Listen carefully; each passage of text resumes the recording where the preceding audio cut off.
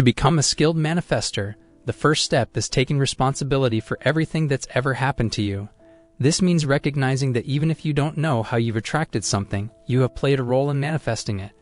Without acknowledging this, you'll continue to see yourself as a powerless victim of external circumstances. I've noticed that many people believe that their lives are shaped by events beyond their control. They're unaware of their power to consciously create their reality. But the truth is, whether you realize it or not, you're the creator of your life. Neville Goddard said this many times in his books and lectures. Once you accept this, you can begin to direct your thoughts, beliefs, and actions toward what you truly desire. Taking responsibility is the foundation of conscious manifestation. It shifts your mindset from helplessness to empowerment, allowing you to take control of your life. By embracing your role as the master of your reality, you can manifest the life you want. In this video, we will be discussing how taking responsibility can help you become a master conscious manifester. Your whole life is your manifestation.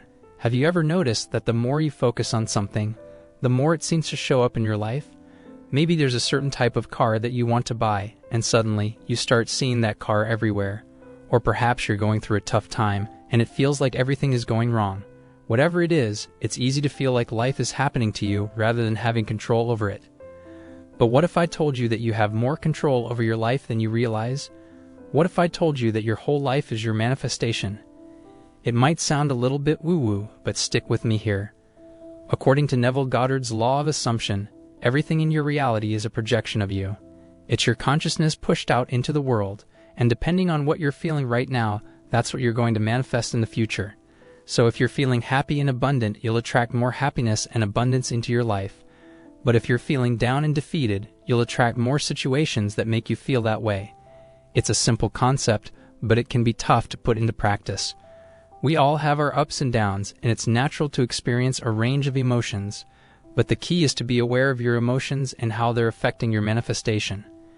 If you're feeling stuck or unhappy with where you are in life, it's time to start paying attention to your thoughts and feelings. What story are you telling yourself? Are you focusing on what you don't want, or are you focusing on what you do want? One way to shift your focus is to try to cultivate a new mood or state. As Neville Goddard said in this quote, "Feel a new mood rise within you. Sustain it, and soon you will meet people who embody this new state." This is the law of assumption in action. When you can hold on to a new mood or state for long enough, you'll start to see it reflected back to you in your outer reality. Of course, it's not always easy to sustain a new mood, especially if you're dealing with a lot of resistance. But it's important to remember that even inanimate objects are under the sway of these affinities. In other words, your thoughts and feelings can influence the objects around you. So if you're feeling stuck, try rearranging your furniture or decluttering your space. Sometimes a physical change can help you shift your mental state as well. It's also important to be mindful of the stories you're telling yourself. As Neville Goddard pointed out, when you keep telling a story to yourself and to others, you're making it all the more real for a little longer.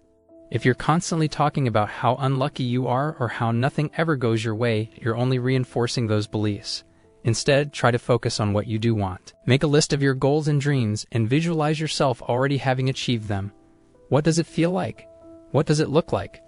The more you can get into the feeling of having what you want, the more likely you are to attract it into your life. Of course, it's not enough to just visualize and feel good. You also have to take action towards your goals.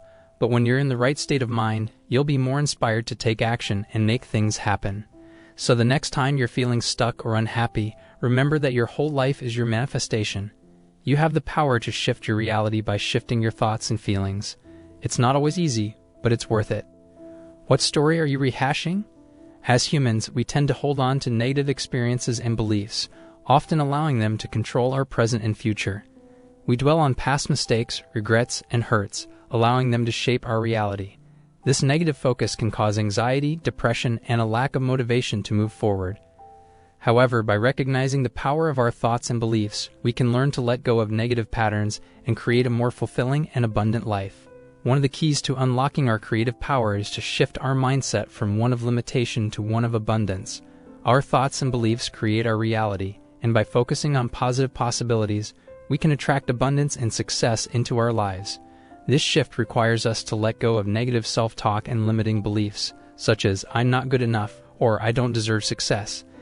Instead, we need to focus on affirmations that support our goals and dreams, such as "I am capable of achieving my goals" and "I am worthy of success and abundance." Another important step in creating a more positive reality is to take responsibility for our thoughts and actions. We cannot control external factors, but we can control our reactions to them. We must learn to let go of blame, victimhood, and excuses, and take ownership of our choices. When we take responsibility for our thoughts and actions, we gain control over our lives and become conscious manifester of our own destiny. Self-reflection and self-awareness are also crucial in creating a positive reality. We must be willing to examine our beliefs and question their validity. Often, negative beliefs are formed in childhood, and we carry them into adulthood without even realizing it. By examining these beliefs and determining whether they are serving us or holding us back, we can make a conscious choice to let go of the negative patterns and embrace positive ones. Practicing mindfulness and meditation can also help with letting go of negative patterns and creating a more positive reality. These practices help us to become more present and aware of our thoughts and emotions, allowing us to observe them without judgment. By observing our thoughts and emotions, we can learn to let go of negative patterns and replace them with positive ones that support our goals and dreams. Taking action toward our goals is perhaps the most essential part of creating a positive reality. We cannot simply wish for a better life. We must take action toward achieving it. This action may include setting goals, creating a plan, and taking steps toward achieving those goals. By taking action towards our goals, we not only move closer to achieving them, but we also create momentum towards a more positive reality. The law is not about getting things or people. Truth be told, many manifesting coaches have made it appear that this law is about getting things or people. That's why there is a flock of people wanting to manifest their SP in this community. But the law is not about that. It's about learning that imagination creates and that your human imagination is your power.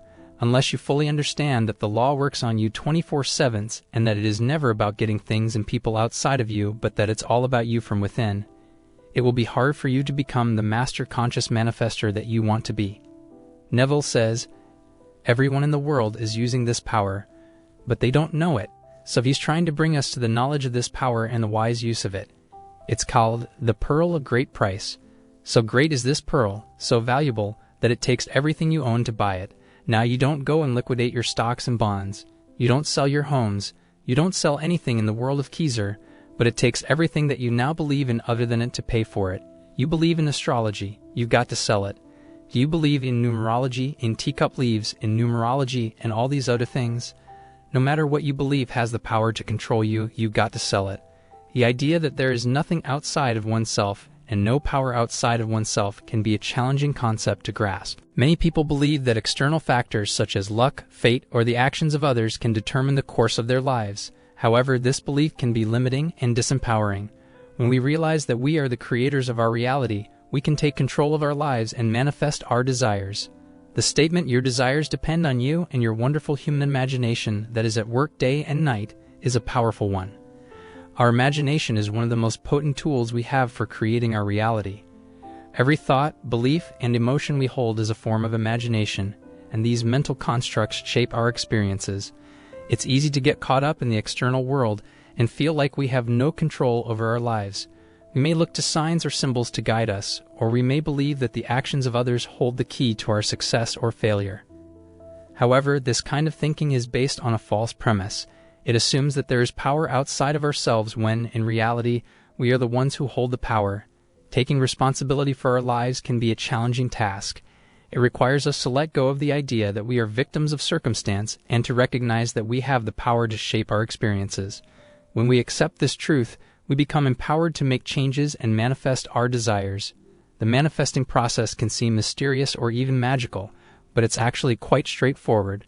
It involves using our imagination to create a mental image of what we want to manifest and then aligning our thoughts, beliefs, and actions with that image. When we do this, we create a powerful energetic force that draws our desires to us. Tweaking our imagination to reap different results in the shadow world requires us to become conscious of our thoughts, beliefs, and emotions. We must learn to identify and release any limiting beliefs or negative emotions that are blocking us from manifesting our desires. We must also learn to focus our thoughts and emotions on what we want to create rather than on what we don't want. Ultimately, the key to manifesting we desire to fully awaken to the truth that there is nothing outside of ourselves and no power outside of ourselves. When we embrace this truth, we become the masters of our destiny and can manifest anything we desire. I hope I was able to deliver a good analysis of this theory by Neville Goddard. And of course, this doesn't mean we agree with every single thing he said or believed in, because in the end, everyone will form his or her own opinion. And that is why we are analyzing and discussing his ideas and methods to fully understand his approach and general ideas, as he was a great teacher and inspired millions of people around the world. If you want to share your opinion, comment down below this video. And if you haven't subscribed to our channel, please subscribe to it and press the bell icon for more interesting, informative, and helpful videos on manifestation. Thanks for watching. See you in the next video.